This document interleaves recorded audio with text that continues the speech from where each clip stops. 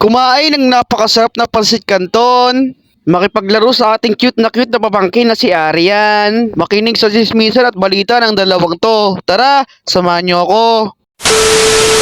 What is up guys, for today's video nga kakagising ko lang at nag-video na ako agad dito. Kasi alam ko namang nami-mission na ako kasi wala tayong na-upload nung nakaraang araw kasi wala tayong maisip na content. Napakahirap nga talaga naman guys mag-isip ng content guys, lalo na kapag wala kang maisip. Iniisip ko nga yung content na susunod kong gagawin dito guys at nanginig-nginig pa ako dyan. Tanghali na nga pala to guys, mga tanghali na rin kasi ako nagising katatapos ko lang kasi mag-stream no alas 3 ng umaga.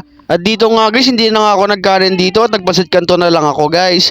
Wala rin kasi akong maisip na lutuing ulam guys at sarado na rin kasi dito yung palengke sa amin. Maya-maya nga lang pala magbubukas yung mamaya pang gabi kaya ayaw ko na rin hintayin. Pinagtsagaan ko na rin itong pasit canton guys na natira sa grocery ni mama kasi napakasarap naman talaga ng pasit canton. Nag-crave mga ako niya no karaan. Masarap nga rin pala yung pasit canton na yan guys, lalo na kung ipapalaman mo yan sa tinapay tulad ng pandesal tuwing umaga. Kayo guys, ginagawa nyo rin ba yan? Paki-comment naman below.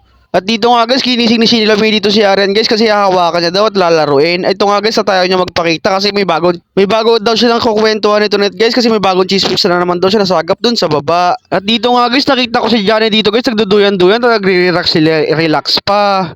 At dito nga guys, hinawakan ko si Arian maya-maya lang at napakaputingan ni Arian guys, so as you can see. Nilaro-laro ko nga lang dito si Arian guys kasi yung mama niya guys ayaw siyang hawakan kasi naliligo yun. Si Johnny nga guys, may sinasabi sa akin na gusto makapaglaro, hindi ko naman maintindihan kung ano sinasabi niya. Hindi ko ba sa bata na to kung Inglesero to o Chinese. Hala, sige, ikot ng ikot hanggang sa mahilo at matanggal ang ulo mo.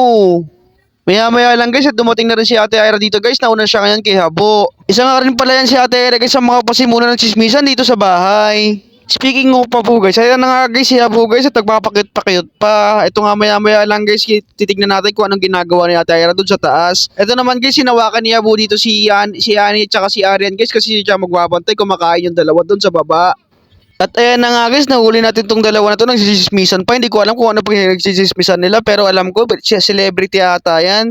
Pati celebrity guys, hindi nila pinapatawad. Napaka-chismoso talaga yan ng mga pizza ko guys, kaya at lahat ng balita, alam na alam nila kahit hindi ko alam. Kaya maya-maya lang malalaman mo na rin kung ano yung mga trending.